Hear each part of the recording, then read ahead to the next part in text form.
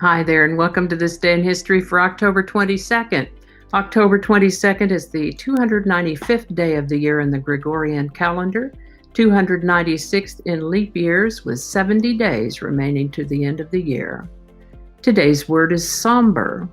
Somber is an adjective that means dark, gloomy, dull or dark in color, melancholy, dismal, serious, grave.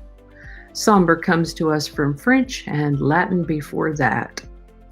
And with that, we're going to start. The College of New Jersey received its charter on October 22nd, 1730. It was later renamed Princeton University. Russia founded a colony on Kodiak Island, Alaska on October 22nd, 1784. Sam Houston was inaugurated as the first president of the Republic of Texas on October 22nd, 1836. This was back when Texas was a republic, like independent on its own, before it became a state of the United States.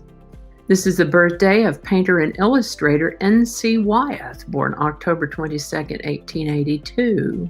He created over 3,000 paintings and illustrated some 112 books. In the course of his professional career, he lived to the age of 63.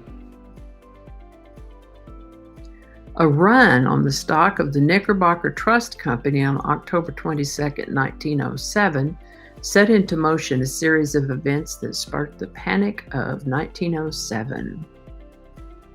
This is the birthday of American psychologist and author Timothy Leary, born October 22, 1920. He did some studies with hallucinogens and took them himself as well. He seems to have been a love him or hate him kind of guy. Some called him a hero of American consciousness. Others said he just liked to be the center of attention and get high.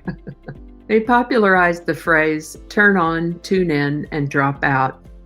He also said, think for yourself and question authority. Think for yourself and question authority. Timothy Leary lived to the age of 75. This is the birthday of actor, comedian, and producer Christopher Lloyd, born October 22nd, 1938. You might remember him as the professor on the Back to the Future movies. Before that, he played an unusual and interesting character named Jim on the TV show Taxi. Christopher Lloyd. October 22nd, 1962, the Cuban Missile Crisis. President Kennedy announced that American reconnaissance planes had discovered Soviet nuclear weapons in Cuba and that he had ordered a naval quarantine of the communist nation. A Groovy Kind of Love is a song that was written in the 1960s by Tony Wine and Carol Bayer Sager. The tune is based on a melody by the late 18th, early 19th century classical composer Muzio Clementi. First recorded in 1965 by an American singing duo on a French label, and then by the Mindbenders also in 1965. If you're old enough, then you will likely have heard the Mindbenders version when it was popular from late 1965 into 1966 and on. A Groovy Kind of Love was also covered by Petula Clark in 1966 and Les Gray in 1977. But today, we're talking about A Groovy Kind of Love because Phil Collins covered it in 1988. And if you're young enough, that's likely the only version with which you are familiar. A Groovy Kind of Love by Phil Collins hit the number one spot on the Billboard Hot 100 on October 22nd, 1988, and held that position for 2 weeks. A Groovy Kind of Love by Phil Collins, number one, October 22nd, 1988. Link in the description.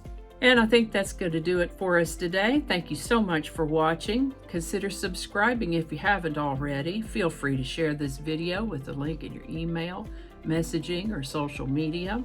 If you enjoy this series, you can check out the playlist that contains these videos. I'll put a link to that in the description. That description lives on YouTube, so for other platforms, I'll include a link to my blog page that is called No Really. You can also find me on Rumble, Parler, BitChute, and Getter. all those links in that description. Alrighty, that's all I can think of right now. Thanks again, and I'll see you next time.